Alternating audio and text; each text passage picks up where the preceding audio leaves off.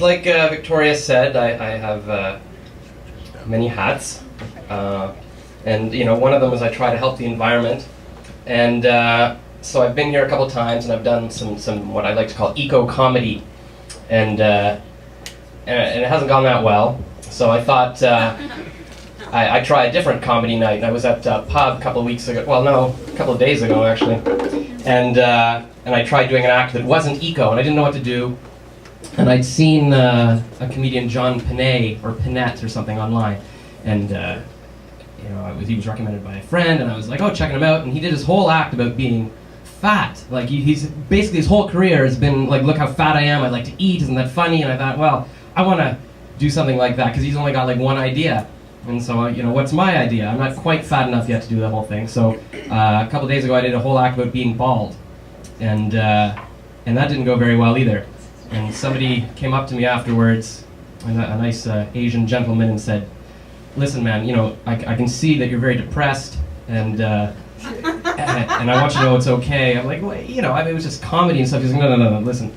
You've hit rock bottom, man. And, I used to be there myself. I'm like, well, I wouldn't say like rock. No, your life could not get worse, man. You just have, but that's a good thing because it can only go up. Like I was in an insane asylum. I was so depressed. I tried to kill myself. I have been, and I'm not even as bad as you were, man. Like your life is so bad. I'm like, all right, shut up. So I realized maybe I need to up the comedic value of my act because people think I'm suicidal. So I've decided. I haven't had time to write some stuff that's not depressing yet. I just have little bits of stuff, little thoughts, and I still want to tie it into some eco kind of theme. So I brought my little bits, and also in addition to my bits, I want you to know that I have a new catchphrase. So that it's going to be like, that's what comedians need. They don't just talk about depressing things. They have something they say at the end of the joke, and then that's funny. So my thing's going to be like, what? So if I say something offensive, maybe it's not funny, but then I'll go, what? And then it'll be funny. So that's a good thing. And to sort of try to hide the fact that I don't really have any jokes written, I've given it this veneer of helping the environment. So what I've done, because you all care about the environment, is that I've given each joke a little post-it note, and I put it on a different item of detritus. And what I'm going to do is, if you laugh at the joke, I will put it in the blue box and it will be properly recycled. And this will be an example of, showing that things that are useless can actually later be recycled into good things. Like, I'll take those bits that you laughed at, I'll turn them into good jokes for a future audience. And if you don't laugh, I will just throw it on the ground and litter. So I'm not saying you have to laugh, I'm just saying if you don't laugh, you hate the environment. Okay. I haven't timed any of these out, so once I hit 5 minutes, just yell, "Get off the stage!" And I'll go, "What?" And then I'll be done. Okay, so let's see.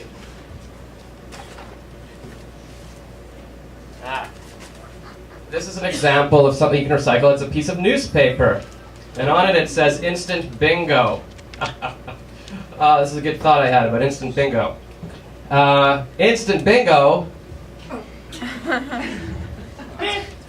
Was like regular bingo really that hard that we need an instant version of it?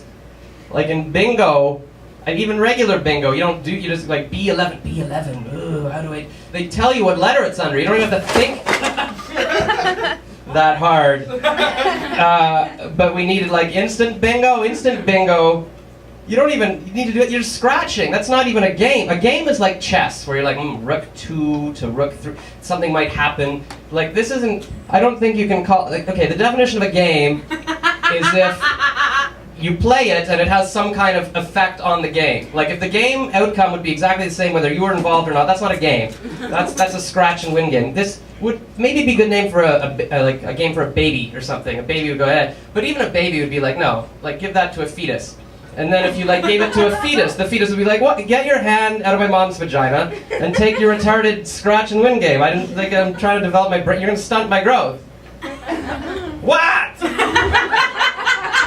right, we'll recycle it. Okay, this is the worst one I have. So it's too bad I picked it up. But my family said this wasn't funny, and I'm like, no, this is funny. I'm going to do it in front of an audience. So it's like, I was thinking, it says brother from another mother. You know that expression? Everybody these days is saying, hey man, he's such a good friend. He's like my brother from another mother. But I think that's just because it rhymes. That's why they're saying that. Like, why couldn't it be a brother from another father? I'll bet in like European countries where people have accents and father and brother sound kind of the same, people have, like, they would say, he's my brother from another father. But here we say brother from another. Right. Terrible, Josh.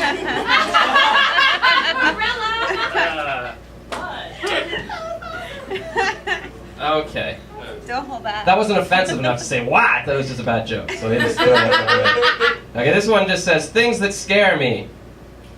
Yeah, you know what scares me? It's that we live in a world where 2 + 3 - 1 is a skill testing question. I think we should give the prize to people who can't answer the question, because they'll never get a job. Why not? What? Why not?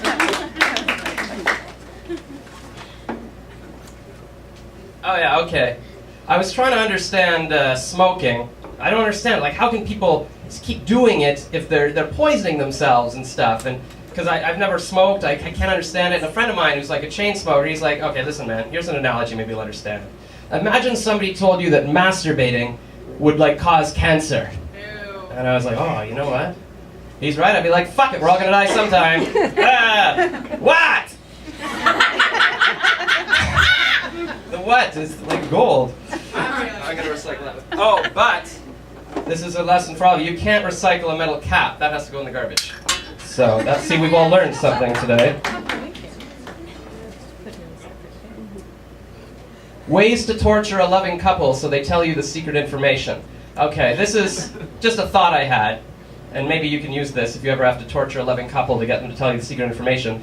What I would do, because I don't actually want to hurt them, but I want to make sure I get the secret information, whatever that might be. So I would take the guy, I'd tie him up, and I'd tell him to drink lots of water, and I wouldn't tell him why. And then once he had all this water, and we figure, well, that's as bad as it's going to get, that's his torture. But then I would pull his pants down, and I would tie his loving wife close to his crotch, and I would pry her eyes open, and I would put his penis near her eye, and then he would have to talk before he peed in her eye if he really loved her, right? I'm not even give that a what. I'm just going to put that down. Good choice. Thanks. Wow, this is a tough audience. Like, Victoria talks about her vagina, and that's okay, but I can't. I guess torture is where we draw the line, right?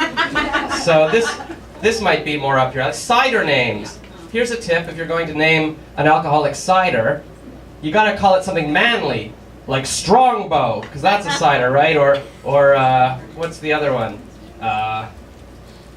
Well, Strongbow. Because then people won't be like, well, isn't that like apple juice? No, it's Strongbow. All right.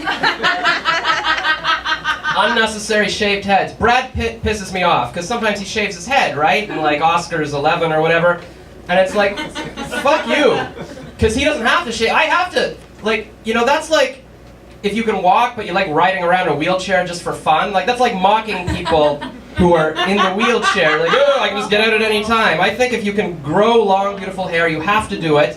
For those of us who can't, and you should like dye it pink and perm it and do things that I would do to my hair if I had some. I'm gonna just so it isn't. I'm gonna edit in laughter after and be like, oh, well.